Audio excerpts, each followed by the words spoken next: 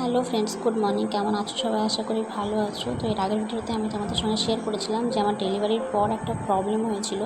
সবার প্রথমে জানাই যে ডেলিভারিটা আমার নর্মাল হয়েছিল, কিন্তু ডেলিভারির পর প্রচণ্ড পরিমাণে ব্লিডিং হচ্ছিল, যেটা স্টপ হচ্ছিল না। প্লাস ব্লাড প্রেশারটা একদমই লো হয়ে গেছিলো। তো সবাই ভীষণ টেনশনের মধ্যে ছিল। তারপর আমাকে সেলাইন দেয়, 2 হাতে চ্যানেল পয়েন্ট করে দেয়, 2 হাতে সেলাইন দেওয়া হয়। আর তার ভিতরে মেডিসিন দিতে থাকে।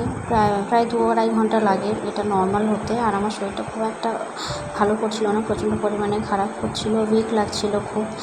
আর তারপর আমাকে হুইল চেয়ারে করে নিয়ে আসে, কারণ আমি হেঁটে একদমই আসতে পারিনি। বেবি ভালো ছিল, বেবি খুবই সুস্থ ছিল, কোনো অসুবিধা ছিল না। আর আমার সোনামা আজকে খুবই কান্না করছিল, কেননা পুচকু সোনাকে সবাই কোলে নিচ্ছিল। আর এতদিন তো একাই ছিল, তাই এখন জানি না কেন ও দুঃখ পাচ্ছে হয়তো খুব।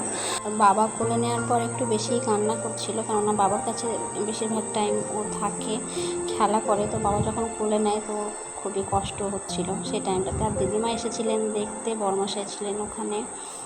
আর একটু দুষ্টুমি করছিল, ওর ভালো লাগছিল না আমার সোনা মায়ের। তাই তোমাদের দাদাভাই একটু ওকে বাইরে থেকে ঘুরিয়ে নিয়ে আসে। তো আজকের মতো এই পর্যন্তই। তোমরা সবাই ভালো থেকো, সুস্থ থেকো, আর আমার চ্যানেলটিকে সাপোর্ট করো। Thank you for watching my video.